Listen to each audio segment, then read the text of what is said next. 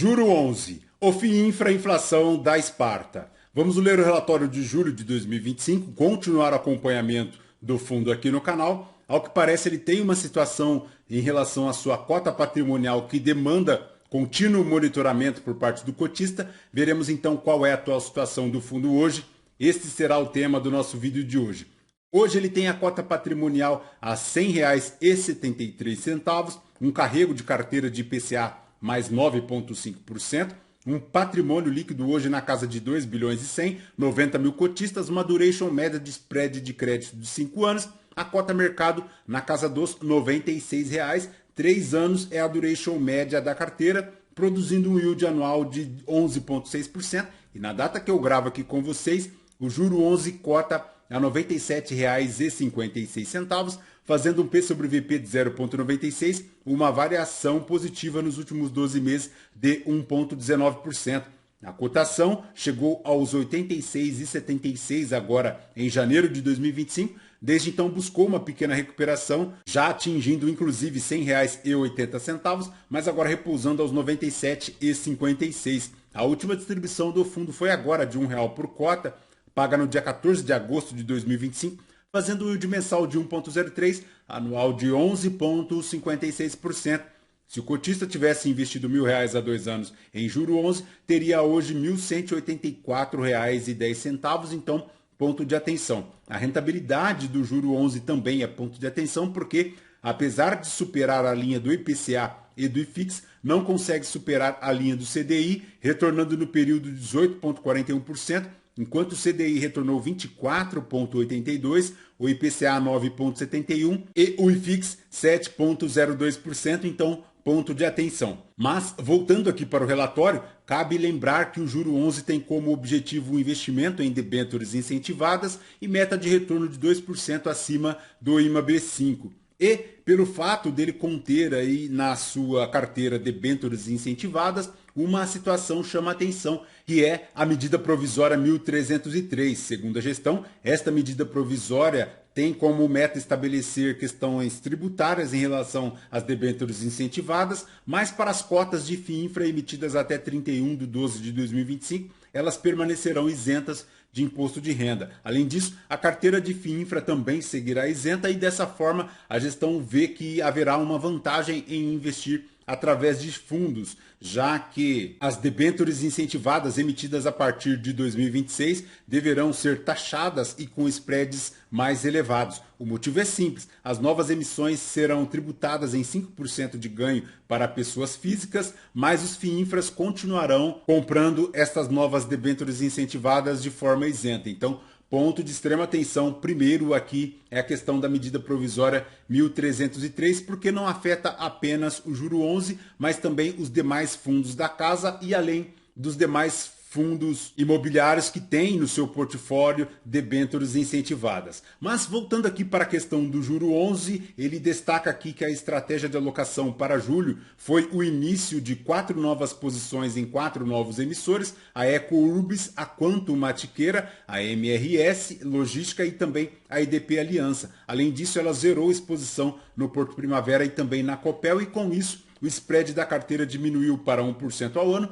e a duration aumentou para 5 anos e o caixa diminuindo aí para 3%. Em relação àquela redução temporária do hedge, a gestão destaca aqui que segue com a estratégia de redução temporária por meio do aumento da duration de risco de mercado de 2 para 3 anos. Ela destaca que esse posicionamento é temporário e tem como objetivo proteger a carteira dos impactos da inflação no curto prazo. Até o mês de julho, essa estratégia gerou um impacto negativo de 0,1%. Já em relação ao término desta situação, ela reitera que a posição é temporária, com a intenção de ser revertida quando as taxas de juros reais dos títulos públicos apresentarem uma normalização. Como já sabemos, a inflação no curto prazo bem estressada. Em relação à distribuição de dividendos aqui do juro 11, anunciou no dia 28, com pagamento agora no dia 14 de agosto, R$ 1 por cota, como vimos, e atenção cotista, porque o patrimonial agora, depois desta distribuição,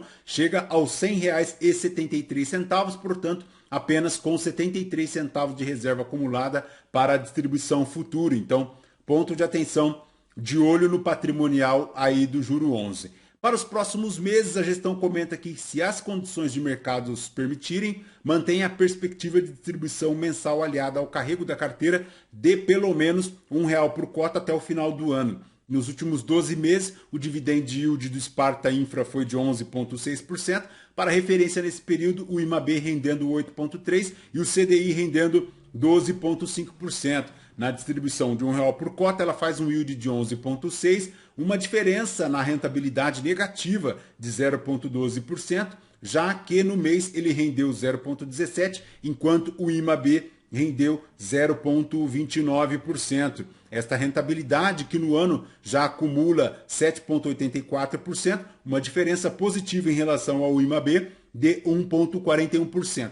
Lembrando que desde o início do fundo, lá em dezembro de 2021, ele já rendeu 17,55% de diferença em relação ao IMAB5. No mês, o fundo teve um rendimento de 0,2%, impactado positivamente pelo componente de crédito. O IMAB teve um rendimento de 0,3% e nos últimos 12 meses o IMAB rendeu 8,3%, retorno explicado majoritariamente pelo carrego, que trouxe 7,4%, e pelo IPCA, que somou 5,4%. O Sparta Infra teve uma performance positiva de 10,5% já nos últimos 12 meses, superando o IPCA em 4,9% no período. O IMAB contribuindo com 8,3% e a segunda maior contribuição veio da marcação de crédito de 2,1%. O carrego teve impacto positivo de 1%, em linha com o spread de crédito médio no período. A alocação dinâmica teve impacto negativo de 0,1%, como destacado, e no IMAB 5 nos últimos 12 meses teve como maior contribuição o carrego de 7,4%, enquanto o IPCA contribuiu 5,4%.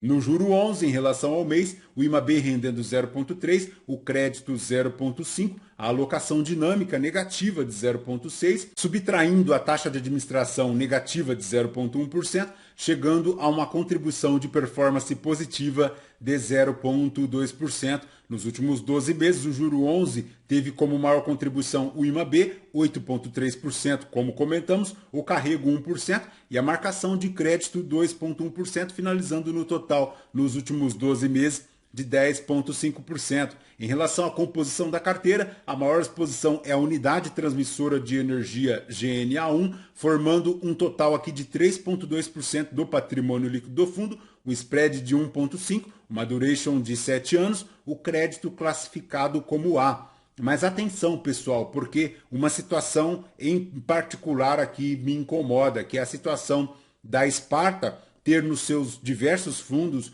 uma exposição para os mesmos devedores. Conforme verificamos aqui, nós encontramos a unidade transmissora de energia GNA1 nos demais fundos aqui da casa, a EPR Triângulo Mineiro, a Metrorio, temos aqui também a questão da Serena, da Casan, da Brisanet, temos aqui também a Desktop, a Corsan, temos também situações em relação à Vibra, por exemplo, que tem tanto aqui quanto no DVS 11, temos lá também no CDI e 11, então é uma situação que para mim particularmente me incomoda um pouco e creio que deve ser ponto de atenção por parte do cotista, porque esta concentração dentro da mesma casa para os mesmos devedores em todos os fundos aqui da casa é um ponto de extrema atenção, porque se tiver uma situação de inadimplência em relação a um devedor, com certeza afetará todos os fundos da casa, então ponto de atenção. Temos aqui também, por exemplo, o caso da Aégia, que é uma situação de saneamento. Aqui no fundo ela se repete e também repete nos demais fundos da casa. Ponto, então, de extrema atenção, porque aqui, apesar de não haver o destaque em relação aos seus devedores, temos que somente para a Aégia, aqui no juro 11, ele tem 9 debêntures deste devedor. E não é só isso, tá? Ele repete também essa situação nos demais fundos da casa, então ponto de extrema atenção.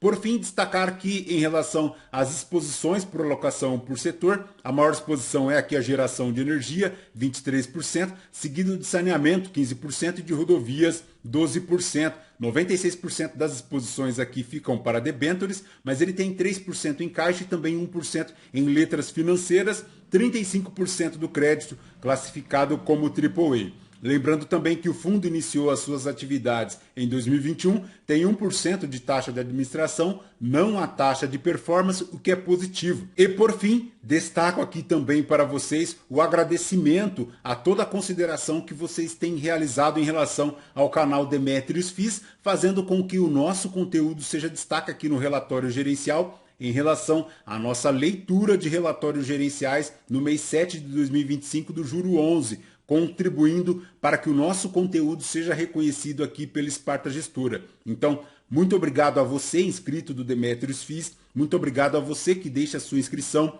o seu like, o seu joinha, o seu comentário. Tudo isso é muito importante, fazendo com que o nosso conteúdo seja reconhecido aqui pela Sparta, a quem também deixo o meu muito obrigado. Perfeito, pessoal? De Juro 11 é basicamente isso. Lembrando que este vídeo não é uma recomendação de compra ou de venda de nenhum dos ativos aqui mencionados. Aos novos inscritos, bem-vindos. Você que permanece conosco, muito obrigado por isso também. E você que ainda não é inscrito, considere se inscrever, deixe seu like, seu joinha, porque tudo isso nos fortalece aqui na produção de conteúdos. Fechou? Voltamos então com vocês no próximo vídeo. Fraterno abraço a todos. Até mais.